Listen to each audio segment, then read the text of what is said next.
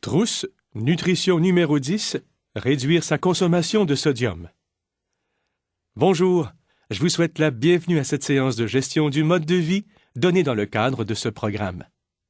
Avant de commencer, j'aimerais vous féliciter de nouveau d'avoir décidé de participer à ce programme et d'avoir franchi une autre étape importante en vue d'améliorer votre santé, d'atteindre votre poids idéal et de vous mettre en forme. Aujourd'hui, nous nous concentrerons sur la réduction de la quantité de sodium dans votre alimentation. Les informations que je vais vous donner sont en grande partie résumées dans la trousse éducative portant sur ce sujet. En plus d'écouter ce que j'ai à vous dire, passez en revue les informations fournies dans votre trousse au cours des prochains jours. Si vous avez des questions, posez-les à votre mentor.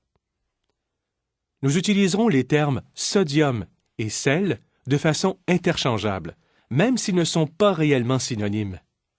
Le nom chimique du sel de table courant est le chlorure de sodium, composé d'environ 30 de sodium et 60 de chlorure.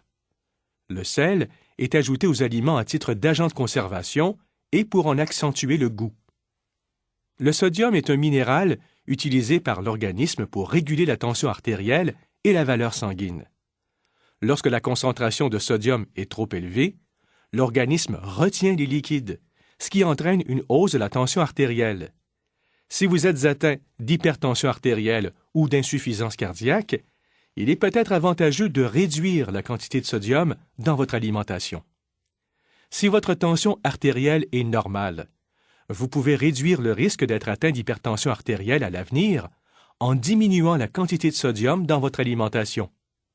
Dans votre trousse éducative, lorsque nous vous demandons d'évaluer la fréquence à laquelle vous consommez des aliments à forte teneur en sodium, prenez le temps de répondre honnêtement à ces questions.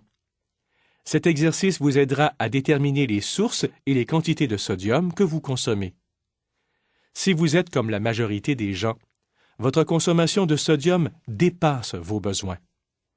Votre organisme n'a besoin que de 2000 mg de sodium par jour pour fonctionner normalement. Le Nord-Américain type peut consommer jusqu'à 7000 mg de sodium par jour.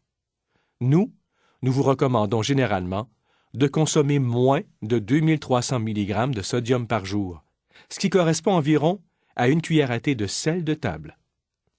La majorité des aliments ne contiennent pas beaucoup de sodium à l'état naturel. Le sel est ajouté au moment de la transformation des aliments. Même les aliments qui ne sont pas salés au goût peuvent contenir beaucoup de sel. Par exemple, la soupe en conserve peut contenir plus de 1000 mg de sodium. La meilleure façon de connaître la quantité de sodium présente dans les aliments transformés que vous achetez est de lire l'étiquette. La quantité de sodium dans une portion est indiquée en milligrammes ou mg sur l'étiquette. En l'absence d'étiquette, vous pouvez consulter Internet ou votre mentor pour connaître la quantité de sodium présente dans un aliment. De plus, cherchez certains énoncés sur les étiquettes tels que sans sodium ou sans sel, très faible teneur en sodium ou hyposodique. Le sodium est souvent ajouté aux aliments sous d'autres formes que le sel.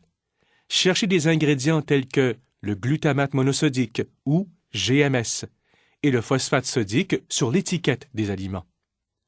Pour réduire la quantité de sodium dans votre alimentation, vous devez changer vos goûts. Après avoir mangé moins salé pendant quelques semaines ou mois, votre goût évoluera. En fait, vous préférez les aliments moins salés. Dans votre trousse, nous vous avons fourni une longue liste de trucs pour vous aider à réduire la quantité de sel dans votre alimentation. Le meilleur conseil que je puisse vous donner est d'acheter moins d'aliments transformés et de lire l'étiquette de tous les produits que vous achetez. Évitez de saler les aliments en cours de préparation et d'ajouter du sel une fois à table. En fait, ne laissez pas la salière sur la table. Essayez un substitut de sel. Consultez la liste des substituts de sel à la fin de votre trousse ou préparez votre propre mélange d'épices tout usage en suivant la recette que nous avons fournie. Un dernier mot à propos du sel. Nos participants demandent souvent s'il est préférable de choisir des aliments riches en lipides et faibles en sodium ou des aliments contenant peu de lipides et beaucoup de sodium. Si vous n'êtes pas atteint d'insuffisance cardiaque, il est nettement plus important de réduire la quantité de lipides que vous consommez, particulièrement les acides gras saturés, que de limiter la quantité de sodium dans votre alimentation. Idéalement, les aliments choisis seraient faibles en gras et en sodium. Voilà ce qui conclut ce que je voulais vous dire aujourd'hui. N'oubliez pas de relire attentivement l'information fournie dans votre trousse, de répondre aux questions, de faire les devoirs et de déterminer à quel point l'information s'applique à votre situation personnelle. Vous aurez davantage de succès dans le cadre du programme si vous utilisez pleinement la documentation fournie. Assurez-vous de discuter de toutes questions avec votre mentor. Continuez à suivre ce programme et vous réussirez.